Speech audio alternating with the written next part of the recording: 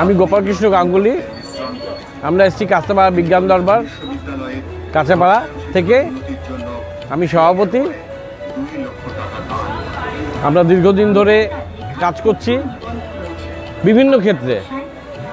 তার মধ্যে এখন আমরা মেইন ফোকাস করছি হচ্ছে হাতে কলমে বিজ্ঞানের উপরে।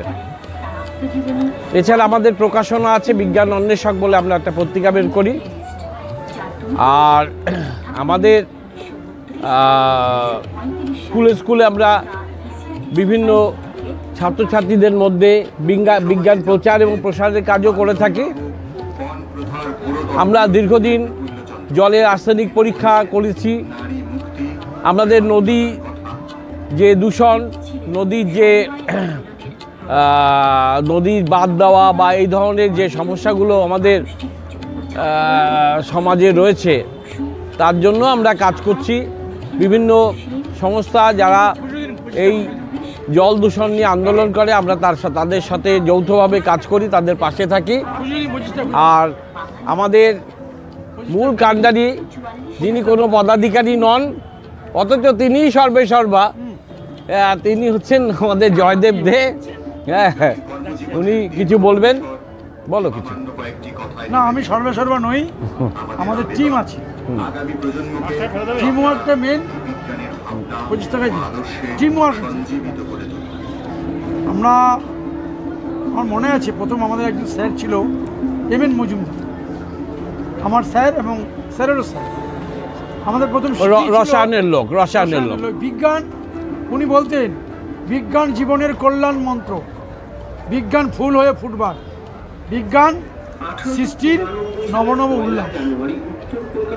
আমরা বলি কি সব কিছুতেই খুঁজবো কারণ, অন্ধভাবে মানব না।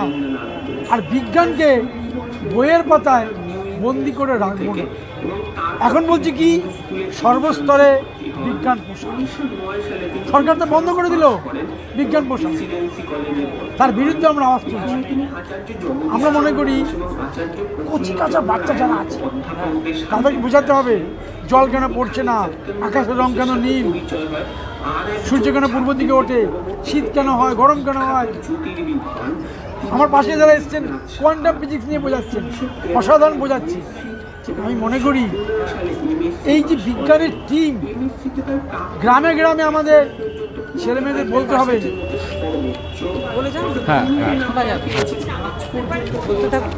ছেলেমেয়েদের বলতে হবে যে তোমরা এসো, হাতে করে দেখো।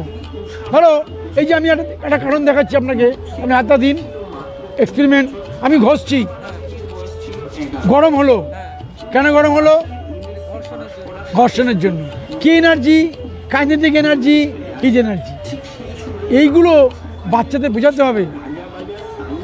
বাচ্চারা কিন্তু ব্লকটা কিছুই না, ডিউ টু গ্র্যাভিটেশনের জন্য নিচে কেন্দ্রের দিকে পড়ছে।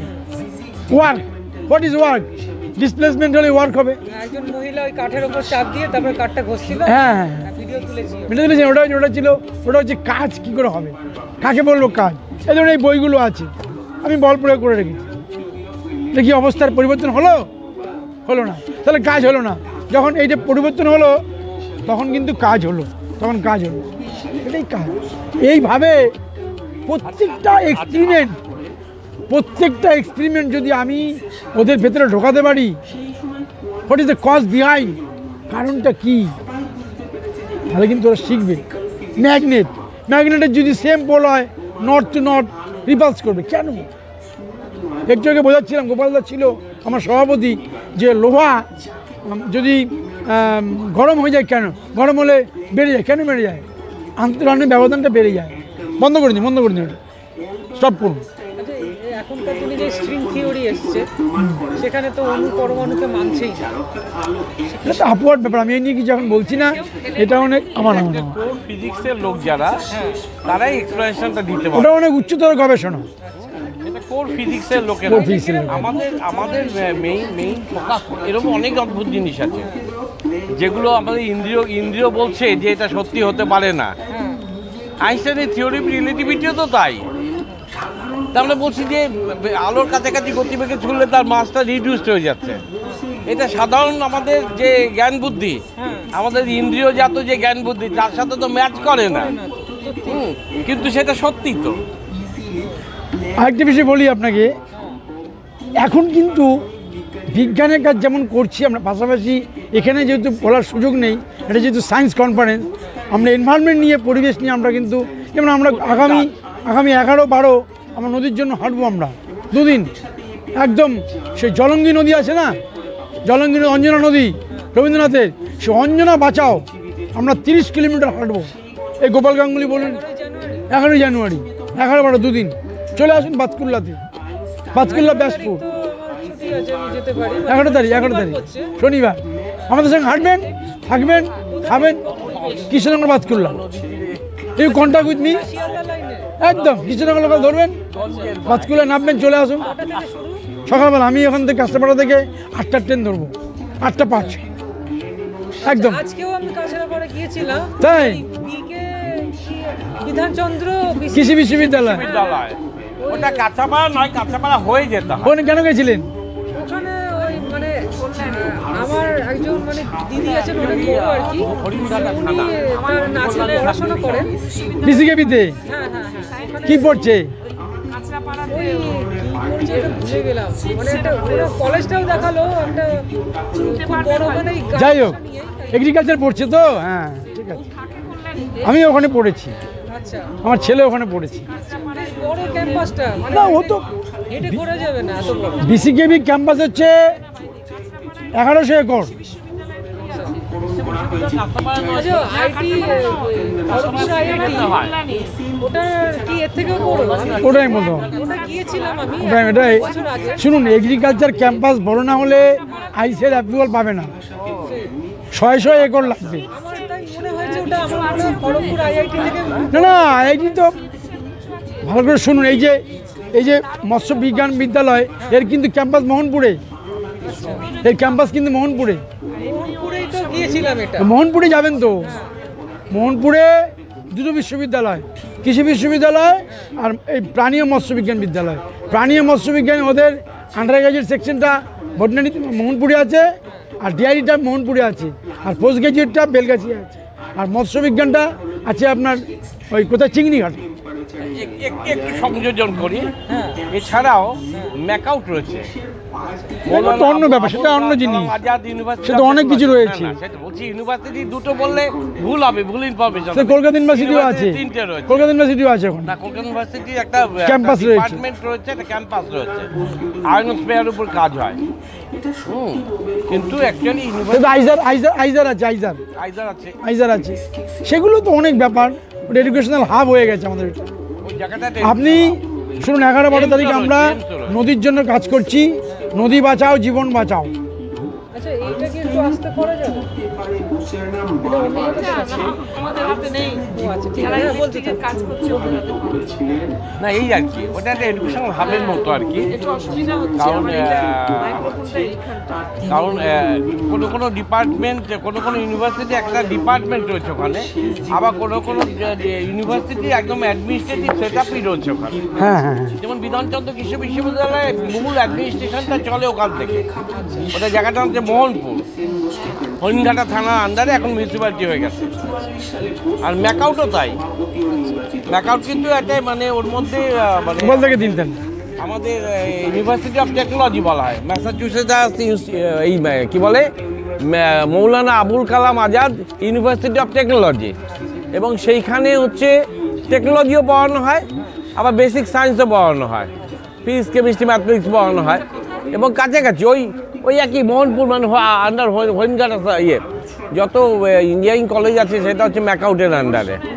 বিধানচন্দ্র কৃষি বিশ্ববিদ্যালয় ওই অঞ্চলের মধ্যে, আইজার ওখানে Indian Institute of Science and Educational Research, plus AIIMS ওখানে, All India Institute of Medical Science, ওই সব এক। আপনি কিছু বলবেন?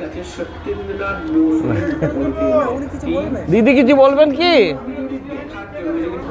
হ্যাঁ, ব্যাপারটা হচ্ছে যে আমরা যে বিজ্ঞান করি, আমরা যে বিজ্ঞান ক্লাবগুলো করি, এইটাতে যে সবাই বিজ্ঞান বিষয় খুব বিশেষজ্ঞ। আপনি যেমন স্ট্রিং থিওরি জিজ্ঞেস করছেন, আমরা হয়তো স্ট্রিং থিওরি বলতে হবে না, এটা কোর ফিজিক্সের ব্যাপার, কিন্তু জেনারেল অ্যাওয়ারনেস, সচেতন করা এবং বেসিক সায়েন্সগুলো আমরা চোখের সামনে যে ঘটনাগুলো ঘটে তার যে ব্যাখ্যা দেওয়া, তার পিছনে যে লগুলো কাজ করে, সেইগুলো সহজ সরল ভাষায় একবারে স্কুল লেভেলে এইটা বোঝানোর কাজটা আমরা করি, যেটাকে হাতে কলমে বিজ্ঞান বলে। আর যেটা করি, এই পত্রিকার মাধ্যমে আমরা কিছু তথ্য সর্বসাধারণের কাছে পৌঁছে দেওয়ার চেষ্টা করি। এর মধ্যে অঙ্কশাস্ত্রও থাকে, আমার নিজের বিষয় হচ্ছে অঙ্কশাস্ত্র, তো সেই জন্যে এই কাজটা করি। প্লাস হচ্ছে যে এই যে অপবিজ্ঞান, যে আমরা যে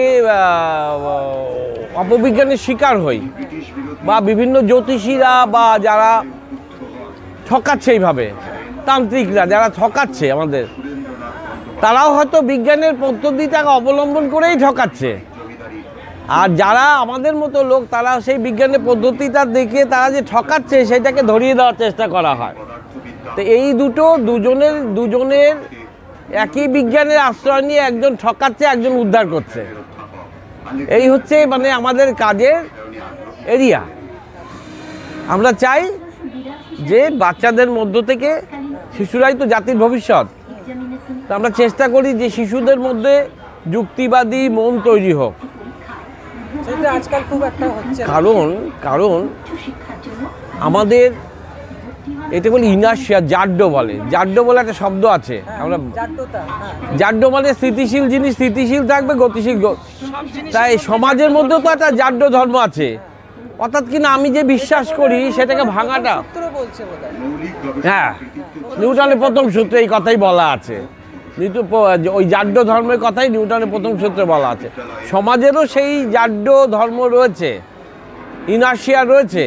তার কারণ হচ্ছে যে আমার বাবা জ্যোতিষী কাছে হাত দেখান, আমি ছোটবেলা থেকে সেটা দেখে এসেছি। আমার মনে প্রশ্ন জাগছে না যে ওটা কোনো মানে নেই।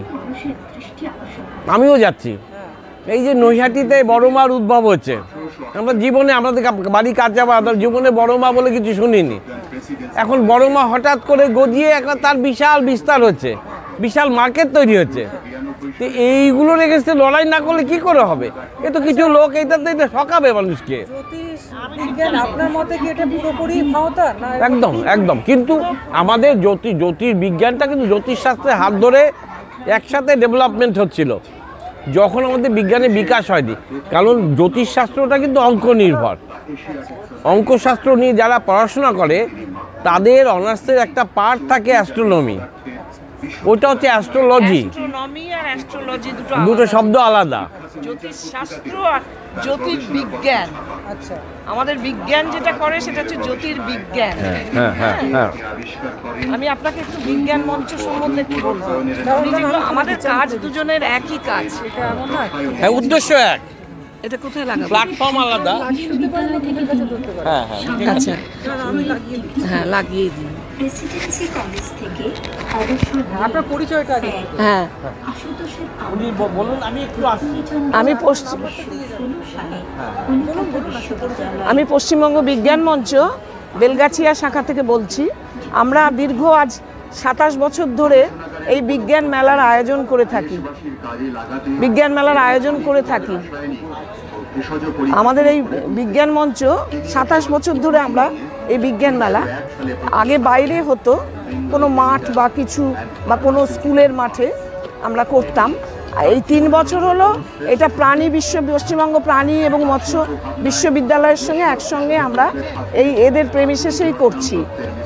আমাদের পশ্চিমবঙ্গ বিজ্ঞান মঞ্চের মূল উদ্দেশ্য সারা বছরব্যাপী বিভিন্ন কর্মসূচির মাধ্যমে সাধারণ মানুষের মধ্যে সচেতনতা বৃদ্ধি, অর্থাৎ অ্যাওয়ারনেস বাড়ানোর কাজ করি আমরা যেটুকু পারি আর কি। যেমন ধরুন প্লাস্টিক বর্জন, গাছ কাটা, জলাশয় বন্ধ করা। আমরা যদি কোথাও খবর পাই আমাদের এই এলাকার মধ্যে যে গাছ কাটা হচ্ছে, আমরা সেখানে গিয়ে গাছ কাটাটাকে যাতে রোধ করতে পারি, আমরা সেখানে গিয়ে এবং পুলিশে নজরে আনা, কর্পোরেশনের নজরে আনা। এবং আমরা বছরে অরণ্য সপ্তাহ পালন করি 7 দিন ধরে। তখন আমরা মানুষকে ফ্রি গাছ দিই এবং সেই গাছ তারা লাগাচ্ছে কিনা তাদের ফোন নাম্বার নিই। সারা বছর একটা দেখভালের মধ্যে থাকি। আমরা প্লাস্টিক বর্জন নিয়ে বাজার এবং লোকালয়ে বেশি আছে, মানুষ বেশি চলাচল করে, সেখানে গিয়ে প্লাস্টিকের যে 120 মাইক্রনের প্লাস্টিক ব্যবহার করা উচিত না, সেইগুলো নিয়ে আমরা প্রচার করি। আমাদের মূল কাজ হচ্ছে অ্যাওয়ারনেস। আর এই যে বিজ্ঞানের কুসংস্কার বা খাদ্যে ভেজাল ছোটোখাটো জিনিস, এগুলো আমরা স্কুলে স্কুলে প্রদর্শনীর মাধ্যমে ছেলে মেয়েদের দেখাই এবং তাদের শেখায়, যাতে তারা ঘরে বসেই তাদের মা বাবাকে বলতে পারে যে এই জিনিসটাতে ভেজাল আছে। আর খুব একটা বেশি বলার নেই, এটাই আমাদের কাজ।